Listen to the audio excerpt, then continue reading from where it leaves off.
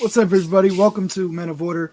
It's AG. I got Chad with me and John Ryan, again, our professional sports bettor in the house.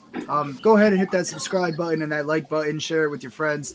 We're giving out some really good picks. We had a pretty good weekend last week, and we're here to do it all over again. We're going to talk about the Sunday night primetime game. Huge matchup here in Philly. Cowboys are plus 6.5 right now. We were just talking about it before we pressed live here, but it was like 4 earlier in the week, 4.5 earlier, just a couple days ago. So it's really zooming in the Cowboys to the Cowboys side right now. They're at plus 6.5 as of now. We'll see where that ends up by Sunday. And the over/under set at 42.5. I said it earlier in the week with me and Chad here. We gave our thoughts on this game already, so we're going to mostly talk to John here about this one. I kind of like the over here, even though both defenses are great. Solid offense for the Eagles, solid, decent offense for the Cowboys, or offense. And then the defenses are really good, but I think something's got to give. I think something's going to break here, and I think it ends up being not necessarily a shootout, but enough to hit a very low under here, or a very low over here at 42.5. John, what do you think here? I agree with you. I think the Eagles have the potential, although not a high probability, to score 42 in their own merit in this matchup. Yeah. I'm very bullish on the Eagles this week. And, they're coming off 2 ATS losses and now coming up against the game that really matters. Because think about it, if they lose this game at home, they not only have to play the second game of Dallas on the road, but they're also not going to be in the lead anymore. So they go from undefeated, the only team in the NFL, to second place in the NFC East. And that's by virtue of the head-to-head tiebreaker that Dallas would own. But it is amazing that Dallas has ripped off as many consecutive wins in a row now as they have, which is 4 with Cooper Rush. Nobody saw this coming. And they are running a much simpler offensive scheme with him behind center or under center than they would with Dak Prescott, because Dak Prescott has that creativity that you can't, an offensive coordinator can't tell him what he's going to do after the play has been busted. Because he scrambles, he has a great arm. Cooper Rush is your, I don't know how his arm speed measures up to like a Peyton Manning, but it's kind of like that scheme, except Peyton Manning, his mind, was a football mind on steroids. I mean that not literally, but just, by that he was just a genius. Right. And he really should be a head coach instead of doing that nonsense in the basement every Monday night. But the point being that I think he's having more fun. Like, he's probably getting paid just as much, if I'm being honest. He's probably having more fun. Yeah. No stress, and he's getting bank. Well, that's true. That is John, true. It's worth mentioning now while we're on the topic, but me and Chad thought about once doing a broadcast where we commentate Peyton and Eli's commentating of the Monday night game. That would be good. A little commentatorception right there, or whatever you want to call it. Right. But we'll hit you up whenever one of these Mondays we're gonna do it. We'll make sure we hit you up, John. Yeah, I mean we give them fact checking and everything. That's right. Yeah, exactly. I always want to put a fact checker next to my name. The Eagles will be. Yeah, maybe Twitter will hire us one day if we do good enough. Yeah, it'd be pretty funny if you did it on Twitch. Yeah. Yeah. So what are you saying about the Eagles? Were you? Oh yeah, it's a system here. It's hit 75% winner since 1983, which I believe is about 40 years of NFL football. And you're going to bet on any team that is facing any team with a winning record that's facing an opponent that has gone under the total by 42 or more points in their last 5 games. So as we know, the Cowboys defense has been the story of the year, and that has done nothing but augment the solid play of Cooper Rush. He doesn't make mistakes. He is the second fastest read percentage in the NFL. And you can't say enough good things about him. There's a big media thing now putting the Dallas defense that they're going to overwhelm an Eagles offensive line that is banged up a little bit. But here again, Jalen Hurts is mobile, and we've seen it time and time again. And the only guy in the field that probably could run him down is Parsons.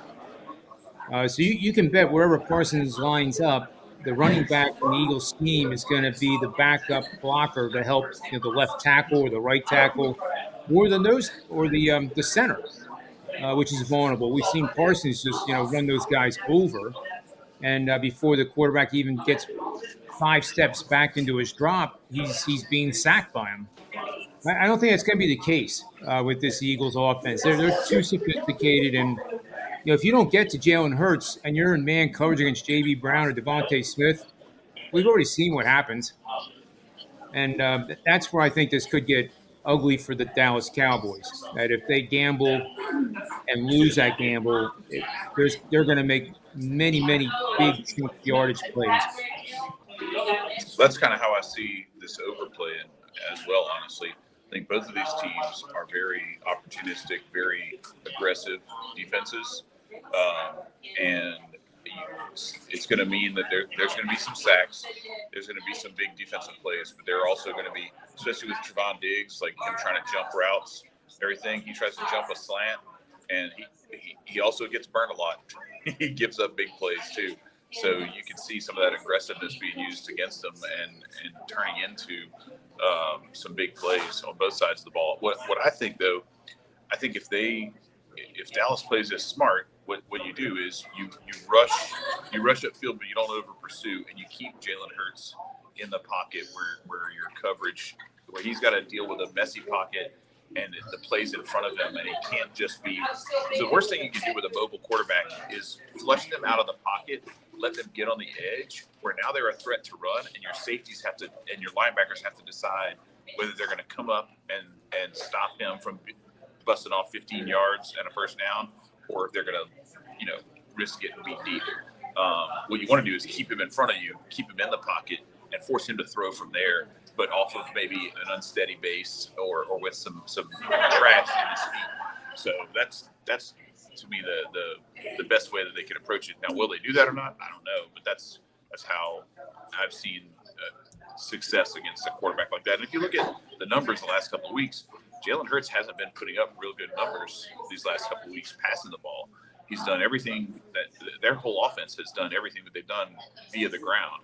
They've picked up some chunk yardage through the air, but no passing touchdowns, and I think 5 or 6 rushing touchdowns in the last 2 weeks, as the defenses have started to figure out some schemes and maybe develop a little bit of a blueprint for how you slow this offense down. Yeah, the cornerbacks, I think the Eagles have a better set of cornerbacks than Dallas with, Darius Slay, obviously, Vontae Maddox, Zach McPherson is the nickel back essentially for those guys. Free safety, Marcus Epps has played out of his mind. I mean, he's been playing all-pro type of safety material. He reads run plays better than I've seen any Eagle safety in years. And he's doing a great job, too. The Dallas side of the equation, you would have a choice of Jordan Lewis and Trevon Diggs. Free safety is Malik Hooker, and Jaron Kearse is the strong safety. So those guys are very, very good in their own right, but as a unit in the secondary, especially that back end, I think the Eagles is a lot better.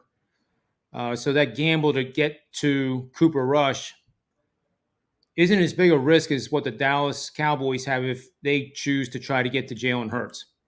That makes sense? Yeah, that's true. No, good point. Definitely.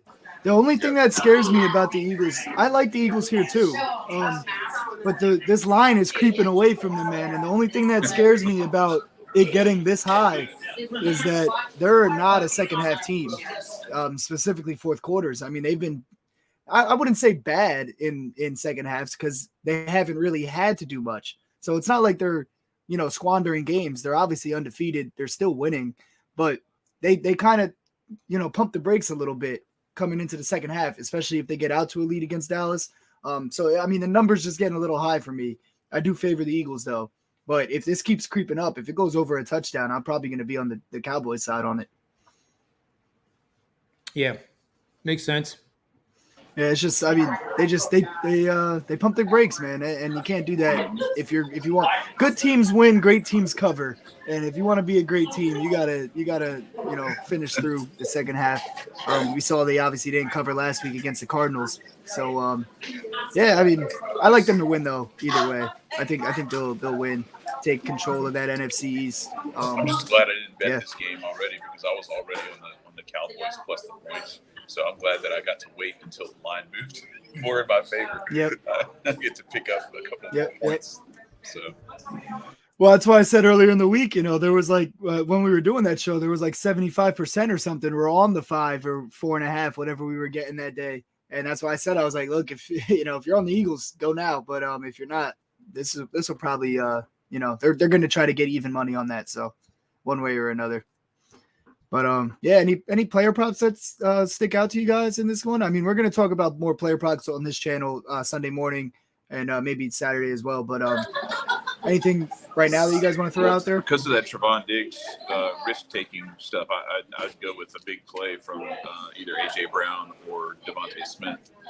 Maybe take a stab at one of each. Like if you can tease to a 45 plus or something like that on their longest reception, because that's what he does. Like he takes these risks. He led the league in interceptions last year or year before last, but he also was leading the league in getting roasted. So it's a feast or famine with him. Yeah. I just ran a little query. The Eagles are the third worst team in the NFL, fourth quarter scoring at 2.4, and Tennessee has yet to score in the fourth quarter. But they're winning games. Both teams are winning games. Yeah. Which is, play between the 20s and don't make mistakes, and that's why that number is as low as it is. Yep, and then in third quarter, where are they here? They're down in the lower half, but closer to the middle, 3.4. But that's barely a touchdown in the second half. Their quarter is clearly the second. And that will, don't expect them to score 20 points every single second quarter, but it has been kind of magical for them. It's down to 18.4. The next best is the Chargers at 12. So, like you said, that'll even out. That'll even out throughout the season. But yeah, right now, I mean, it just looks like they if they are leading at halftime, I don't think they cover 6.5 because they're going to pump the brakes a little bit, get a safe win. It just seems like that's the style that they've been playing. I'll ask you this. Do you think they will pump the brakes given the fans being in a frenzy and the opponent? If there was ever an opponent that they would want to throttle. And there are tiebreakers involving head-to-head point differential, too. Yep. Mm-hmm. Yeah, definitely. I mean, you bring up a very good point. In a division game, all that might go out the window. So that's a very good point. Hey, that's all it is. Just another food for thought. Yeah, definitely. Chad, speak up a little bit. Let me bring up a counterpoint to that point. All right. So I'm thinking of this. I'm looking at that second half scoring that the Eagles have put up, where they're averaging just roughly 6 points a half in the second half this season. So I'm looking at that and I'm thinking that's because teams are figuring out adjustments that they make at halftime to slow them down, and that's why they're able to close on the Eagles. And the Eagles aren't finishing well. They're finding a way to still win, but the gap narrows over the course of the second half. I'm looking at this and you look at how the offenses performed the last couple of weeks versus those first 3 weeks, and I'm looking at this okay, the trend to me suggests if the Cowboys come out and they don't give up 20, 30 points in the first half, this could actually bode very well for them and probably for that under as well, because I think some of what we might be seeing with that lower second half numbers is that defensive coordinators are seeing what's happening as the Eagles come out and run their scheme in the first half, and they're making their adjustments, and the Eagles aren't really making those adjustments to capitalize on that. And so I'm just wondering, at some point, is it going to catch up with them, and is this the week? Because the Cowboys have that. Like we talked about, I talked with Tyler about this last night. Every year, there's a team or two like this that gets really hot and they're on fire offensively, and then a few teams figure out a blueprint, but you got to have the personnel to do it. The Cowboys have the personnel. They've got the front seven to be able to get after Jalen Hurts and to not just take exorbitant risks and give up big plays, but to actually do it in a way where they can mix up, twists and stunts and actually get at him with only bringing 4 people. You don't have to bring 5 or 6 to do it if you do it right. And if you have the talent that can actually pull that off. So I think they could still leave 7 in coverage and not be at that great of a risk of giving up big plays and make some plays in the offensive backfield. So that's just my little caveat. All right, just in case, it's possible that the reason they're not scoring in the second half is because defenses are figuring out what they need to do against this offense, and that now there's enough data and enough game film that the Cowboys, this is one of the teams that I identified, that if there's a team that's going to slow this offense down, this is one of them. Oh, yeah, for sure. They definitely have best potential out of the opponents that they played so far. I mean, we've been saying it all year. The Eagles haven't played anybody.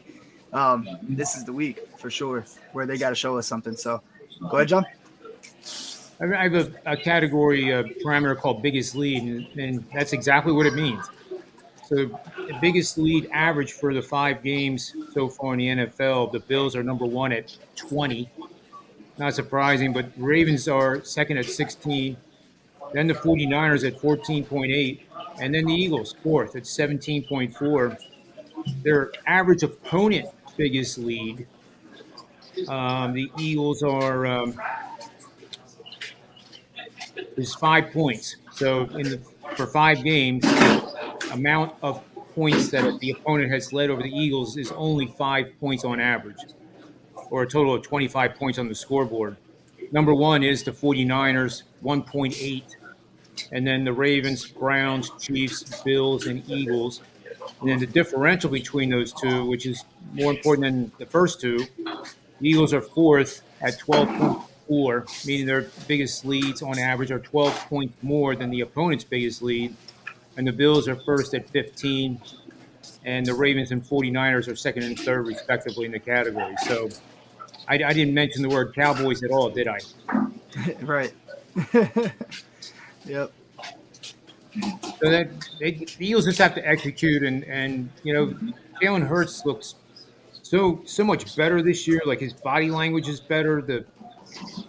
You watch Aaron Rodgers now, and he's looking at the sky. I guess he expects God to help him or something, or get him better players.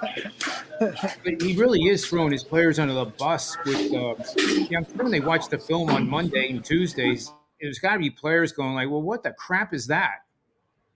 Whereas Hurts is just like, you can't tell whether the guy just threw a pick or whether he just threw his 6th touchdown of the game.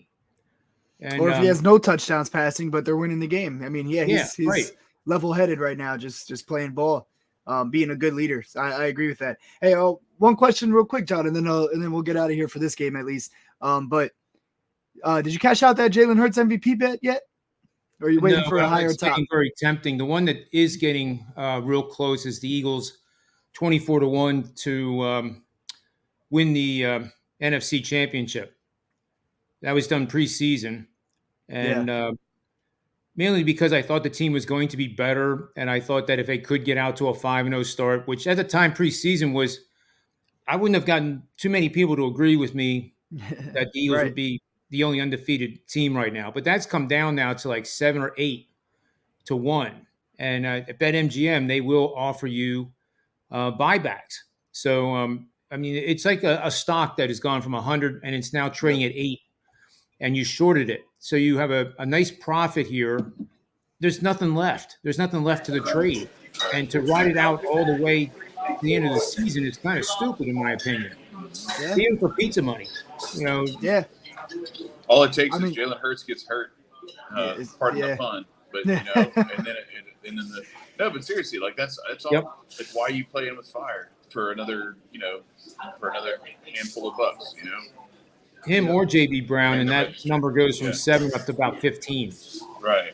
Yeah, exactly. Yeah, any significant injury or situation in Philly, and your buyback number is dwindling. So definitely. But I mean, hey, you gotta play it out. They win this week, the number gets even better. So I guess you just gotta play it by the number they're giving you, right? But all right, that's it for this game. I think Hey, I got to see where this line ends up on Sunday before I call a side, but I do like this over 42.5. If it stays there or anywhere close, I'm slamming the over. I really like that.